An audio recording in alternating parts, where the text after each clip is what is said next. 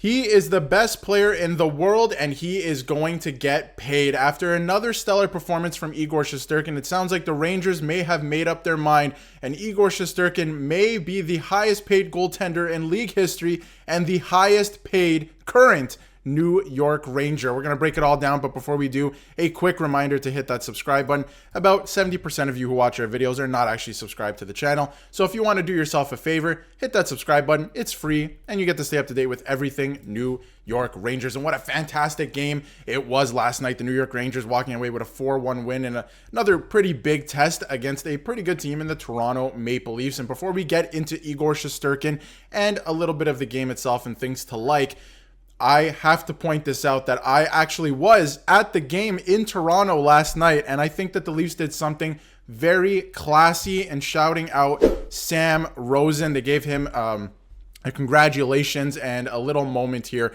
for the crowd in Toronto, and I thought it was pretty classy and pretty nice that he got a congratulations because, of course, this is his last season. So that was pretty cool. It was during a TV timeout, so pretty cool stuff, and I'm glad I was able to capture that and witness that in person as well. So pretty classy, and again, congrats to Sam because this is his final season, and it's going to be weird hearing Rangers games without him on the call. Now let's get into Igor Shesterkin specifically because, again, another fantastic game where he kept the Rangers in it. He allowed them to get a 2-goal lead on the Toronto Maple Leafs, who have started the season pretty well. The Maple Leafs, this was only their second regulation loss of the season, and he held them in it the entire time, right? Like, obviously, the Rangers scoring got it going. They were up 2-0, but he held the fort, and again, it was a close game until the end. Yes, 4-1 final, but 2 empty netters in the final minute, so he kept it close. And there was a couple times where you're thinking this might have been a sure goal if there was another goaltender in net. So, it was awesome to see Shesterkin's brilliance in person, and he really held them in there. A couple of huge saves, and just the way he's able to move laterally, and of course, when he's in the spread eagle as well, like just the things he's able to do to keep this team in the game. He's the best goaltender in the league for sure, and people were obviously having fun with it. Got the hat yesterday, the Broadway hat, and I feel like Igor is this is hilarious. Like, I feel like Igor definitely said hat is cool, but money is better under his breath after this picture. And obviously Igor's just focused on the season. I think that's where his mind should be, right? It doesn't sound like a contract's going to get done anytime soon because, of course, he rejected the contract offer of $11 million earlier this season, or right before the season got kicked off. And you know what? He's focused on the season. The Rangers have a goal to win the Stanley Cup. Let's focus on the season. And it sounds like the Rangers have made up their mind. They want to sign this goaltender, but I don't think that they can go to $12 million where he wants to go. Essentially, he wants to go higher than Artemi Panarin. But I mean, is he worth it? Absolutely. And this article gets into it again.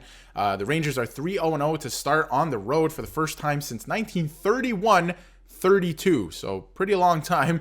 And 4-0-1 on the season. Of course, that one in overtime against Utah, but still a pretty good game. Solid start to the season for the Rangers, and I think Shesterkin has a lot to do with that. Obviously, quick picking up a win as well, but solid performances from Shesterkin, and I thought this was interesting from Peter Laviolette on the game as well.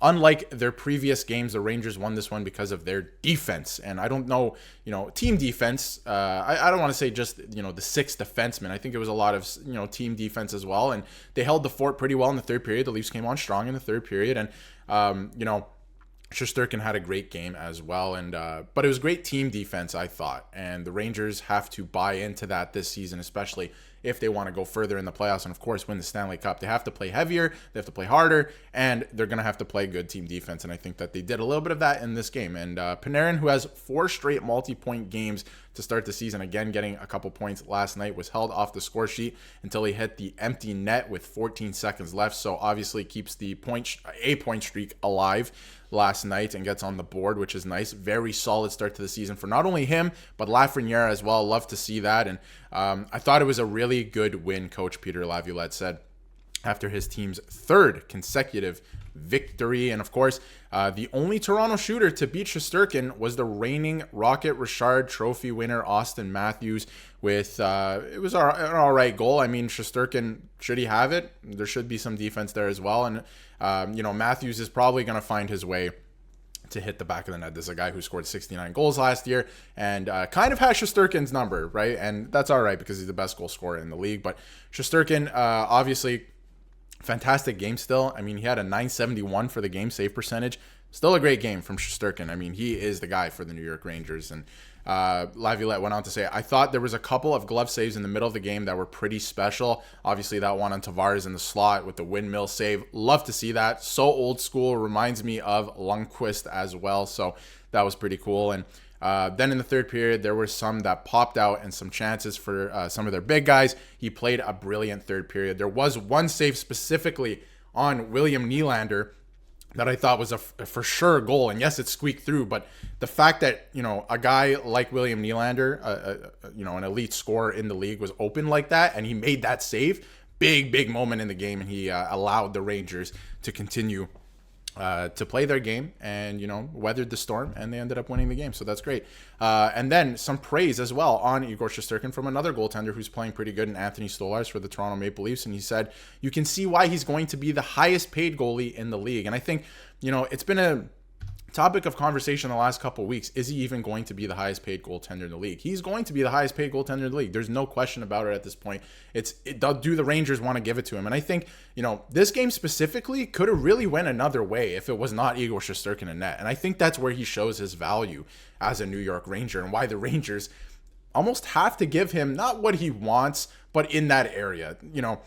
He wants somewhere, we heard it speculated earlier in the summer, he wants like $12.4 million. He wants a certain percentage of the cap, right?